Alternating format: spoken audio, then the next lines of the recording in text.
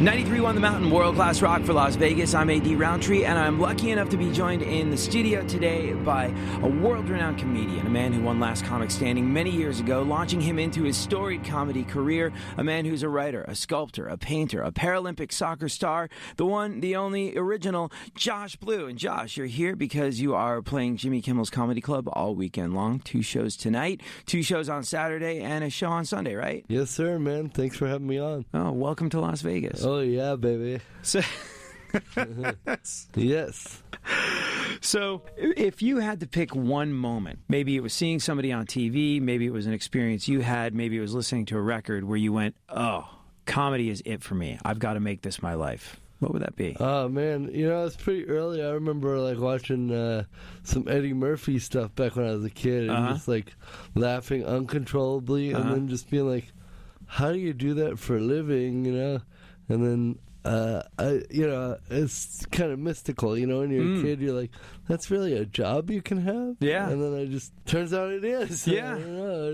I just pursued it. And I remember, watching all, Bill Cosby stuff. Obviously, that's all tainted now, but... Can you separate Bill Cosby and the horrible things he's done from his work and still maybe watch an episode of Cosby Show or something and enjoy it? I can't. Neither can I. Yeah, I can't. It bums me the hell out, too, because, as a kid, Cosby Show was a big deal for me. I think it was all of America. I mean, either a stand-up or a show, you were influenced somehow by the man. And now, that entire body of work that spans decades is just ruined, you know? It's funny because, I'm dyslexic, and I remember those episodes where Theo was struggling with dyslexia, and he still got college done, and I was like... If Theo can do it. Yeah! I'm glad it happened all those years after, because the lesson Theo taught me, that's still there, but I can't watch the episode. It's too weird. Yeah, it's really weird. And you decided, seeing Eddie Murphy, oh man, this is something that you could do for a living. How do I do that? And then you went to college. Is it counterintuitive? Yeah, I mean, actually the college I went to is really liberal arts, create your own courses and majors, and I actually studied stand-up. No. So it was really cool. Which was basically, renting Richard Pryor, VHS tapes and getting high. But I aced it, It seems to have worked. Yeah, for sure. More from Josh Blue, plus a chance to win your way in to see him play Jimmy Kimmel's Comedy Club later on in the show. He's playing 2 shows tonight, 2 shows on Saturday, and 1 on Sunday. Josh, thank you for hanging out. My pleasure. Metallica, Enter Sandman. We're 93.1 The Mountain, world-class rock for Las Vegas.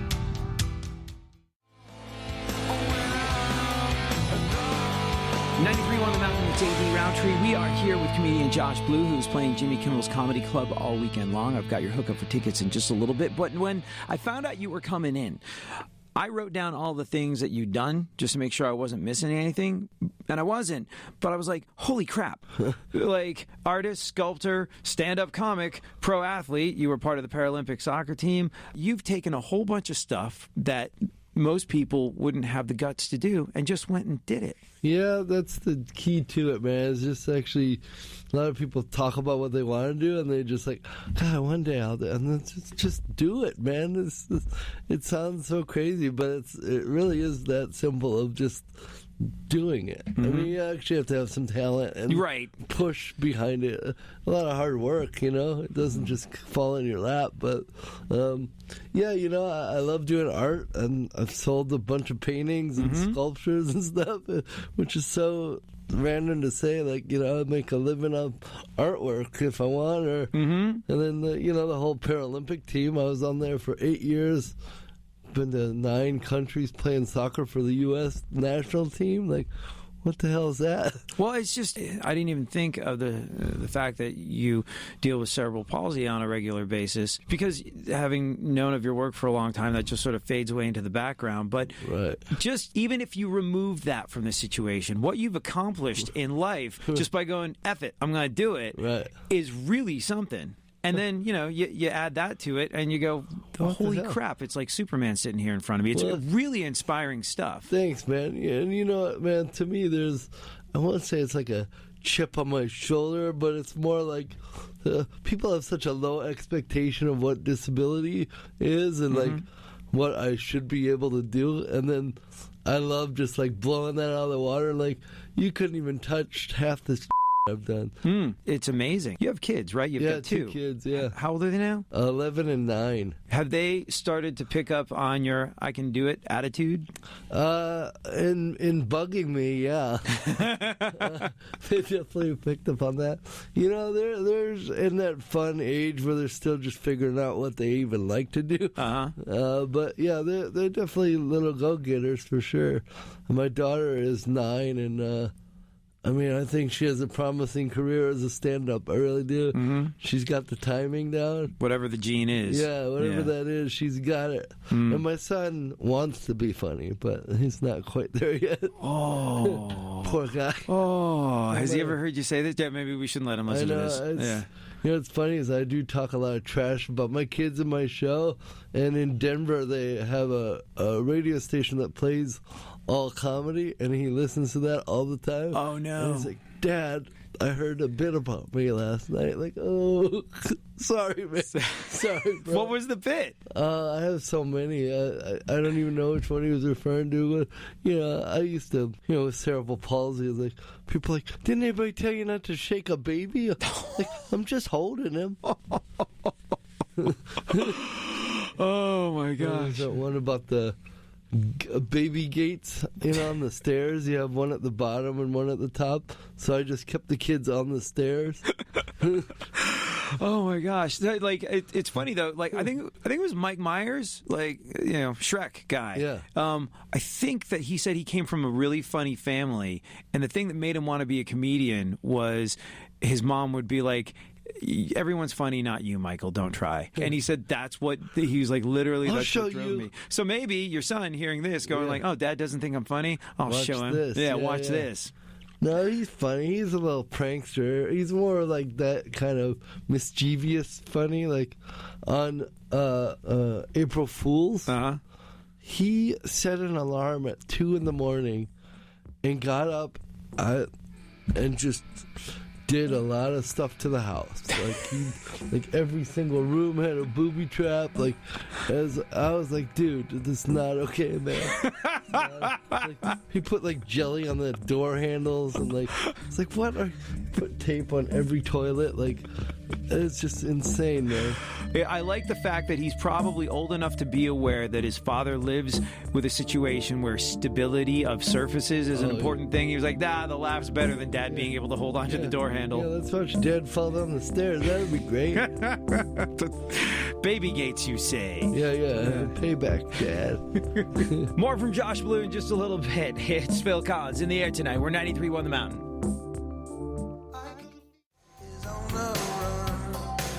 Aerosmith and Janie's Got a Gun on 93.1 The Mountain. I'm here with comedian Josh Blue, who's playing 2 shows at Jimmy Kimmel's Comedy Club Friday, another 2 on Saturday, and another one on Sunday. Thank you so much for joining us. Yeah, man, they're working a cripple down to the bone over there. We'll have a chance for you to win your way into one of those many shows in just a little bit. You're a Chili Peppers fan? I am, man. I grew up listening to them. Have you read Flea's book? I haven't, man. It's called Acid for the Children. As brilliant and articulate of a musician as Flea is, he is just as articulate with the written word. He's an astonishingly good writer. And the thing is, it's not a book about the Chili Peppers. It's really about his childhood. I wonder if it's on Audible. It is. Does he read it? He does. Oh, that'd be awesome. I don't know. I love the Chili Peppers, and I'm a big Lebowski fan. So Flea's in that. It always cracks me up to see him in there. Well, he tells the story of how he got discovered as an actor. He used to play in that punk rock band Fear, and he was having dinner at Fear's house one night. And Penelope Spheris, the director, was there, and she made a movie called Suburbia, and she was like, "Hey, your bass player, that kid," because he was like way younger than the rest of the guys in Fear. The guy in the tighty whities in the corner. Yeah, she was like, "I like him for a part in the movie," and he was like, all of a sudden, he was an actor. And it was That's cool. Over a spaghetti dinner. How that works, right? It's who you run into, who you get to hang out with. There, I did the Tonight Show last year. Well, and the way I got it, I was unfortunately at Ralphie May's funeral, and I met the dude there. Like, what are the chances of that? You know what I mean? Like, yeah, pretty crazy. Like, just weird little things like that. Did you feel weird being like, I'm benefiting off of my buddy's funeral? No, take that, Ralphie. Yeah, knowing what we know about Ralphie May, I would hazard a guess that he could not have been more pleased about the situation. Yeah, he's a dear friend of mine, sorely missed, and I'm sure he would laugh at the prospect of me excelling because of his death. Poor bastard. It is the Chili Peppers and Scar Tissue. More from Josh Blue in just a little bit. We're 93 on the Mountain. Scar Tissue. Def Leppard Photograph on 93 on the Mountain. We are here with Josh Blue. You are playing Jimmy Kimmel's Comedy Club in the Link Promenade all weekend long. 2 shows tonight, 2 shows on Saturday, a show on Sunday. I will get somebody, hopefully you, into one of those in just a little bit. But you're an incredible, inspiring guy to have here in the studio because for those that miss it when we were talking about it earlier, you've done all these amazing things that, generally speaking, everyone would tell you aren't possible. You've been an artist, sculptor, pro athlete, playing on the Paralympic soccer team, stand-up comic. These are all completely improbable, unrealistic things. And you forget that you deal with cerebral palsy as well, but you did all of this with that. And I think part of it is you going, F it, let's just do it, and saying yes to life. And you said yes to an interesting situation last night in your life. Yeah, so Dave Chappelle came to Denver, and he'll do those surprise pop-up shows, you know? And I know Dave. I've done over 50 shows with him. And I'm also friends with Nathaniel Rateliff from the band The Night Sweats. Yeah. And I invited him to come see Dave, and we got absolutely smashed, man. I mean, you can imagine drinking with Nathaniel, and then Dave is like pouring the tequila and smoke passing joints around. There's like 4 joints going at once. It's insane. It's like one. Yet you seem so chipper today. Yeah, I don't know how. I'm a good actor, I guess. Let's say this is one hell of a Make-A-Wish, man. This is kicking ass, bro. For sure. Oh, my gosh. The way Chappelle described himself once is how I describe you. I think he said, comedy is a language I speak well. And I think that's the same with you. Obviously, you've worked tremendously hard to do everything that you've done, but there's also a certain natural gift where you're one of those people that it's like that Seinfeld thing. You can't not be funny. Right.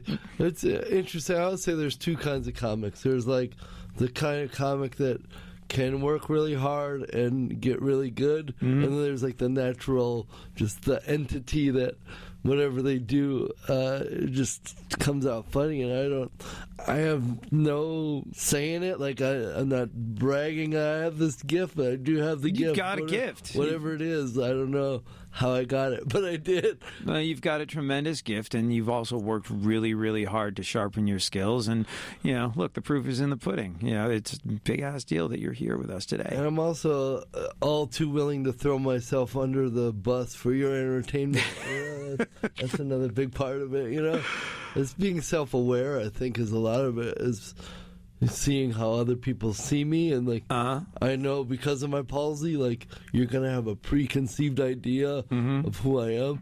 Another thing with my palsy, I don't have a cane or a wheelchair, so I just look like some drunk homeless dude that's wandering down the street. Art Alexakis from Everclear, he's dealing with a form of, I think, cerebral palsy, and really? he opened up about it a little while ago, and he hadn't told anyone.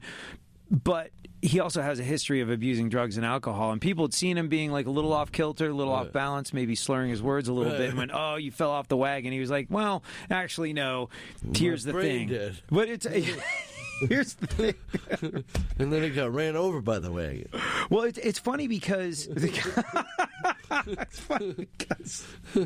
it's funny because he's always kind of a hero. He I think in a similar way to you, had an ability to take things that were difficult to talk about or difficult to deal with and make them a part of the conversation in a natural way through his art. But in coming out about his neurological difficulties, he became a hero to a whole new set of people. Level, yeah. But do you find that you get sort of feedback from folks dealing with something similar that go, hey, if you can do this, then I can do maybe more than I thought? Oh, yeah, man. It's really interesting because it's not just palsy. Like, the thing about disability is, unfortunately, we're all clumped together. Like, when you think of a handicapped person, we're all in that same clump. So, like, I'm viewed the same way as a blind person or a deaf person or someone in the wheelchair, whereas, like, obviously each person has their own limitations or whatever you want to call it. But that being said, I cross so many borders of all those things. I'm like the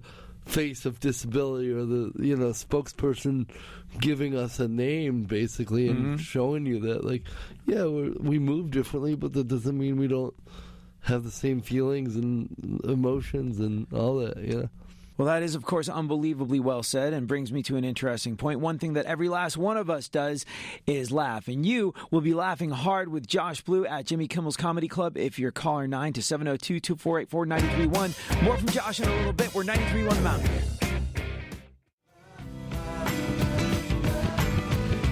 93.1 The Mountain. It's A.D. Roundtree. I'm lucky enough to be joined in the studio, if you're just joining us, by the legendary Josh Blue, who is here because he's playing Jimmy Kimmel's Comedy Club. 2 shows Friday, 2 shows Saturday, and another one on Sunday. That's quite a grind. Yeah, man. I do over 200 shows a year, so I'm constantly going somewhere. And I live in Denver, so I always go home every week, but then I always go out every week. So. Do you like that way of working? There's musicians, like the guy from Stained, Aaron Lewis, when I'm never making another Stained record and being a part of that major label machine ever again. I've worked my whole life to where I can go out, play acoustic shows at a couple casinos, Thursday, Friday, Saturday, come back on Sunday, spend time with my kids. Right. Well, that's what's cool about comedy, is that instead of touring like a band where you have to have all your equipment and kind of go place to place, I'm like the human ping pong ball. They're like, well, you're in Vegas this week, and next week you'll be in Hawaii, and then the next week you'll be in Florida.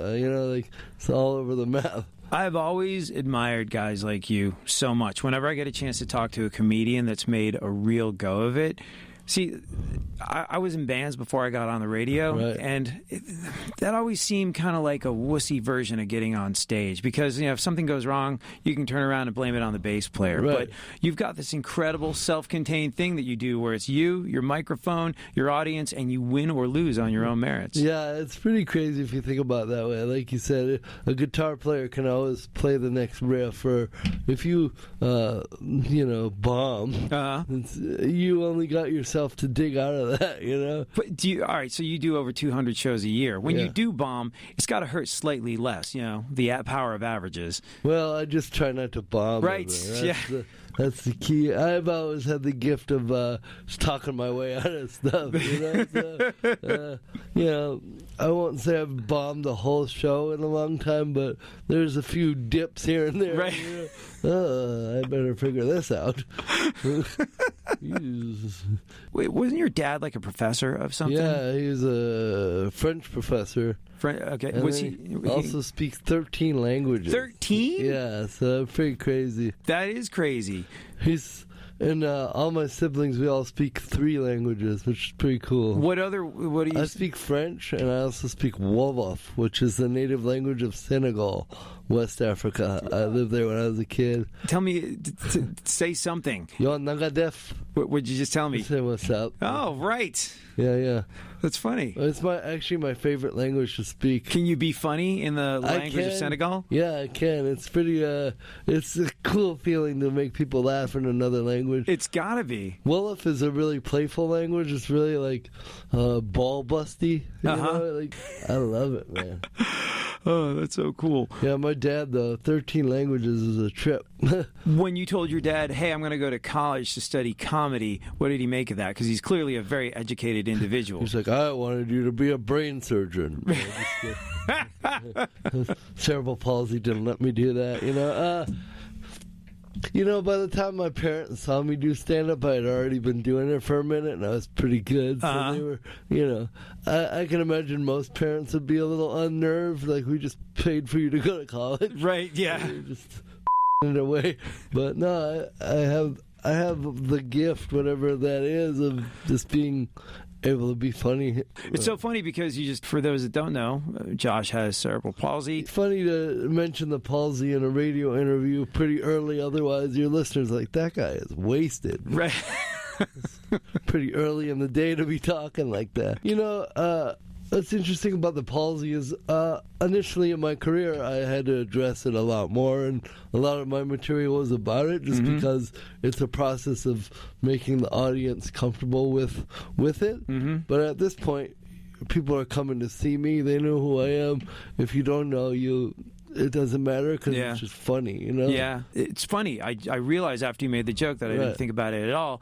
How long into your career before you had to stop sort of like explaining what was going on to make people comfortable? I probably did it longer than I needed to, or I guess maybe was concerned about it more than I should have been. I mean, probably 5 years of just, you know, obviously I have jokes about everything, but it's, you know, it was a lot of it based on disability stuff.